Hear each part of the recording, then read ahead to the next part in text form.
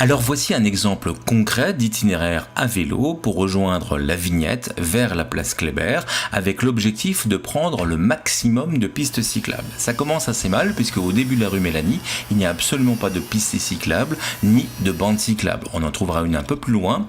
Elle sera interrompue par cet arrêt de bus qui se trouve à droite, mais également par cette installation pour protéger les piétons avec une réduction de la piste cyclable à 50 cm. C'est une grande nouveauté à Strasbourg. Les cyclistes rapetissent. Il faudra parcourir près de 600 mètres après notre départ pour enfin avoir une vraie piste cyclable, chemin du Böllenwörth. La piste sera interrompue par de nombreux croisements, comme ici, pour changer de côté, avec 2 traversées qui sont autant de dangers pour les cyclistes, alors que les voitures, elles, vont tout droit et sont prioritaires. Chemin Goebe et rue La Fourmi, encore un carrefour.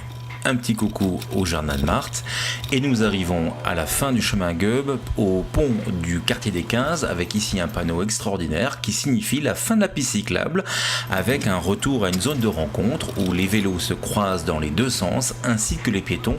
Vous constatez que l'espace n'est pas très grand. On longe un petit bout du canal du Rhône-Rhin puis le bassin des Remparts pour arriver quai des Alpes, le temps d'admirer ces magnifiques horreurs que sont les Black Swans.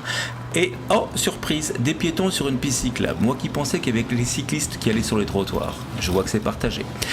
On arrive au quai Fustel de Coulanges, puis devant le quai Pasteur. Et là, nous voyons 2 panneaux étonnants. C'est à la fois un itinéraire piéton et une piste cyclable. Certainement les deux. L'ancêtre des zones de rencontre, certainement. On va y rencontrer une voiture, moins normale, un cycliste. Là, c'est plus normal, un jogger et des campeurs. On passe devant le conseil départemental. On arrive au pont couvert. C'est une zone piétonne sur laquelle les cyclistes sont tolérés, peuvent passer.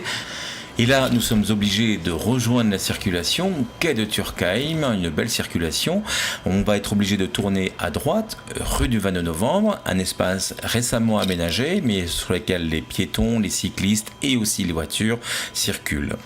Dans sa deuxième partie, la rue du 22 novembre, il y a une bande cyclable en contresens, mais il faut quand même faire des écarts en raison des voitures qui se garent.